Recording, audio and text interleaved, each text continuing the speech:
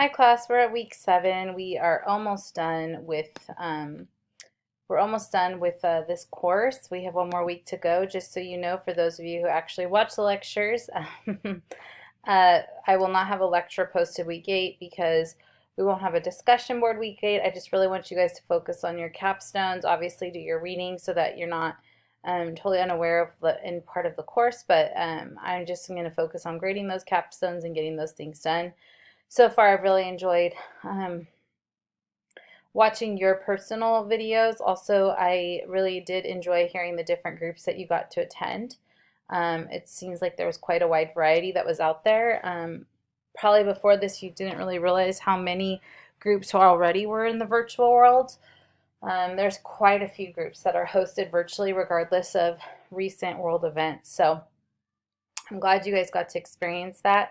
And even if a group wasn't amazing, I think there's a lot to learn from maybe mistakes that you see in a group.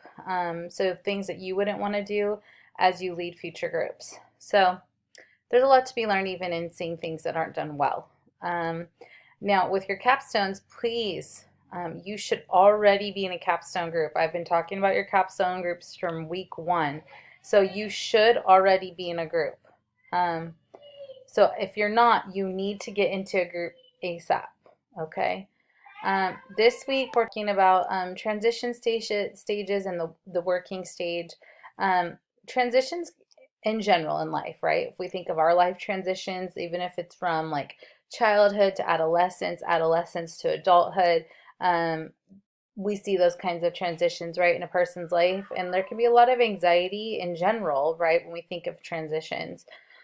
We see that even when people transition from school year to summer, right? It could be a transition. It's hard. It's change. Change isn't always easy, and we even see this in group. It can cause anxiety in group members, defensiveness. It could cause people to act out. Um, Again, worry about their safety in the group, and they don't know how to express themselves well, so that can be problematic.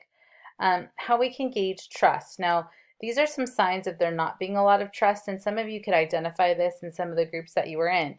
Now, if it's a closed group and the group has been going on for a while, trust might look different than an open group that can have different people all the time. Now, for some of you, and because it was virtual, this may have looked a little different because it's different people often. But sometimes, like, even if the group is open, it's like the same people that come. And so you may have stood out like a sore thumb as being a new person. Um, and that could cause the group to be more shut down in your experience, like because you were there, than if you weren't there because you were a new person. So sometimes that can happen. But overall, you can see in a group when there's not a lot of trust.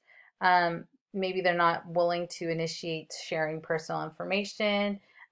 They don't admit to having problems. They show up late, leave early, miss sessions. Unwilling to deal with the conflict that potentially is in the group. Hide behind global statements and intellectualization. So they say really big, maybe broad things, but they really don't get into the nitty gritty. That's a way of maybe hiding behind some things. Again, transition stage, maybe some fear, emptiness, losing control, being too emotional, self-disclosure, talking, taking too much of the group's time, being judged, challenged, singled out, or rejected. Um, this is all happening in the transition stage.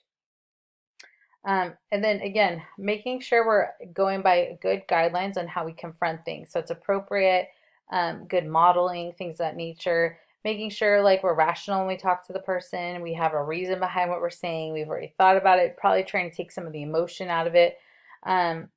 You confront people because you care. You talk about yourself, then the other person, I feel. So like I statements are huge in communication because they really help a person to create a less defensive environment because they're taking responsibility for their own participation in the problem. If you can model that and teach that to group members, it's going to make their way of explaining whatever the confrontation is way easier. Also, I always talk about the sandwich method. You start off with a positive comment, you interject maybe whatever criticism needs to be interjected, and then you sandwich it in with another slice of bread with the positive comment. So it's positive criticism, positive, because sometimes we just come off like it's all people hear is the critical part. But if you start off like, I really appreciate you doing this. However, could you try to do this a little bit differently? But I'm so thankful that we're working together on this. That helps it to maybe go over a little smoother than if we're like, you really need to change what you're doing, you know. People are usually more receptive. You might find that as manipulative. I think it's just being mindful that, like, even if something isn't being done right, the person probably also does a lot of things right. And so not being, we're way quicker to sometimes point out things that are wrong than to point out things that are right. Dealing with difficult behaviors of members. From reading some of your papers, there was clear, obvious members that were difficult in some of your groups that you observed. Trying not to be sarcastic. Obviously, you don't want to stoop down to someone else's level. You want to be sensitive. Just point out the obvious, point out observations. You're going off of your facts, your truth, your experience. Don't take things so personal. Encourage members to explore, their reluctant behavior, their resistant behavior. Problematic styles of behaving in groups. So silence is problematic, taking over, storytelling, giving advice, questioning, too dependent, intellectualizing, hostility, acting like you're above everybody else. Avoidance by adopting role of assistant leader. So like you're basically in charge, breaking off into little groups, and then offering pseudo support. Okay, so dealing with reluctance. Not everyone who isn't speaking is being resistant, so we don't want to label everybody that. We want to respect the reluctance. It may serve as a valuable function. Invite members to explore the meaning of what appears to be the resistance. Describe behaviors of members. Avoid making too many interruptions, especially for a person that hardly talks. If a group member is hardly sharing, like that is not the person to interrupt, right? View reluctance with interest, understanding, and compassion. Sometimes it's really, people have never had someone that really wants to listen to them speak. And so now, given the opportunity to, it's not like the easiest thing on the face of the planet. So just being mindful of that, I think, is super important. Avoidance. Address it. What's going on? Bringing up what's hidden behind this, what's hidden underneath the surface. Don't give up, and don't not to indulge in our own personal maybe feelings of frustration and annoyance, because I think that would distract us from what we're dealing with, right?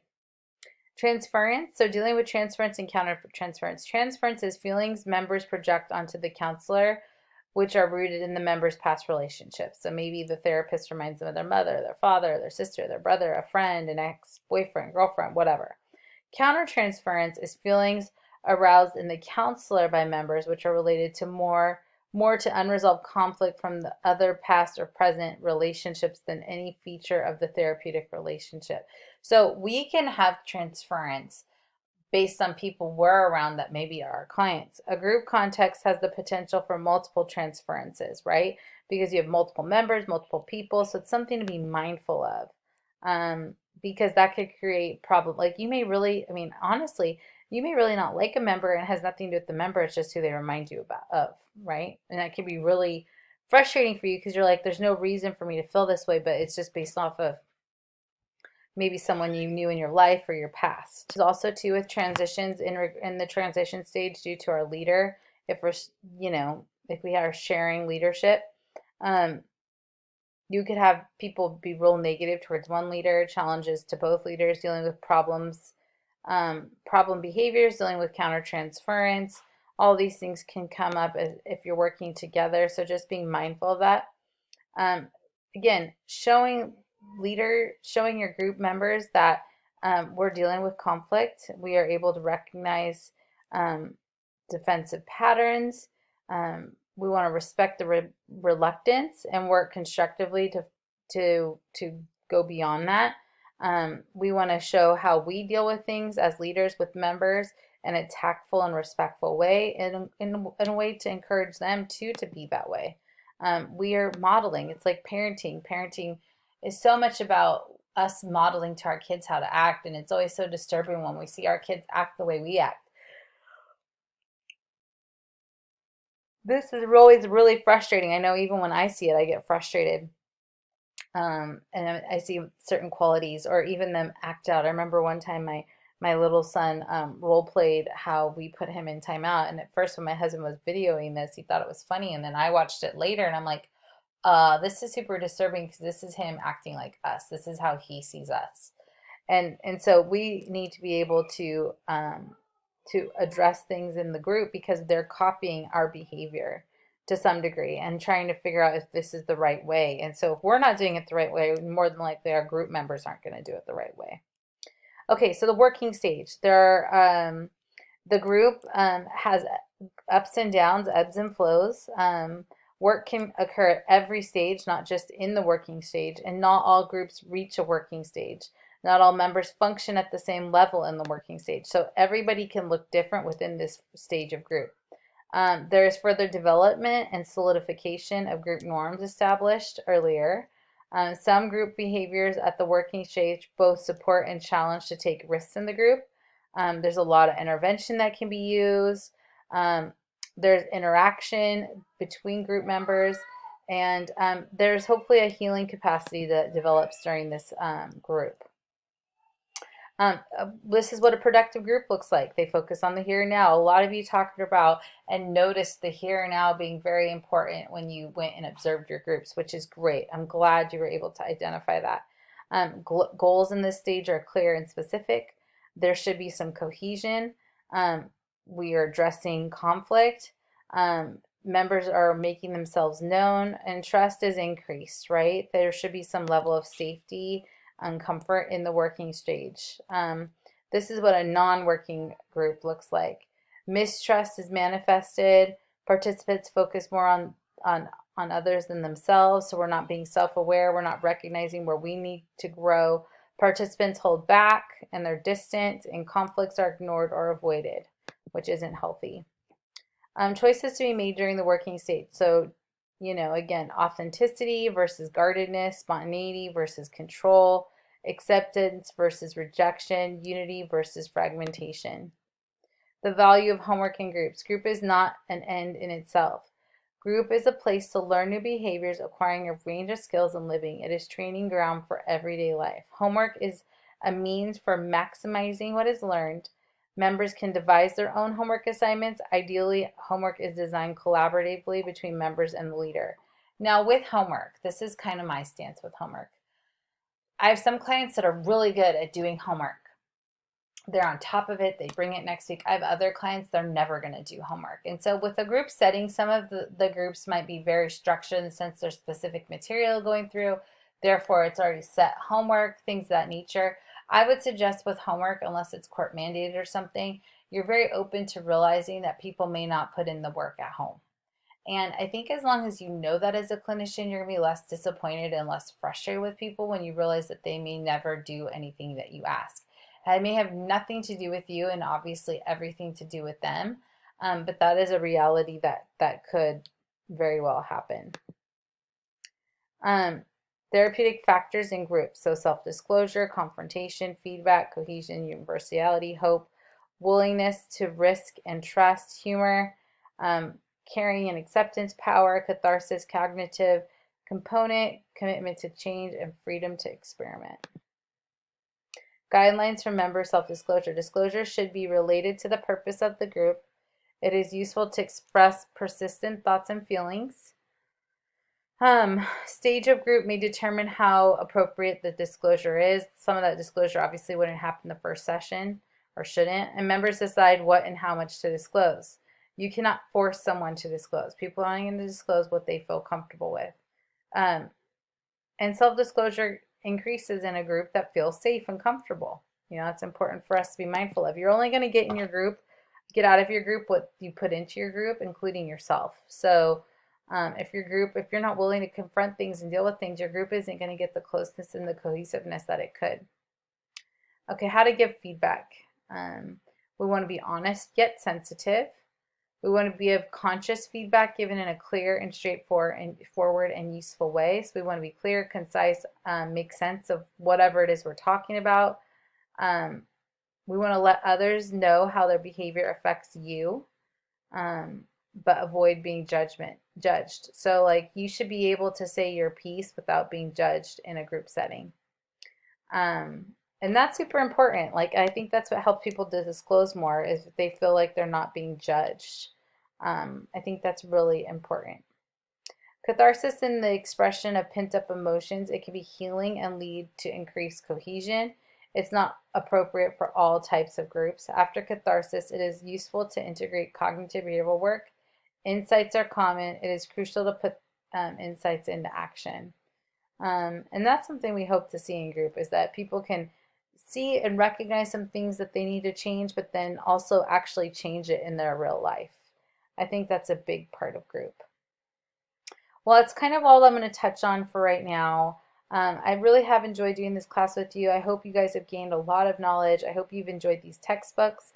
Um, again, please find your capstone group. You should already have one, but if you haven't, you really need to find one sooner than later. I look forward to checking out your guys' capstones. Stay tuned to announcements with extra credit opportunities. And I think that's it. Hopefully, I'll see you all again soon.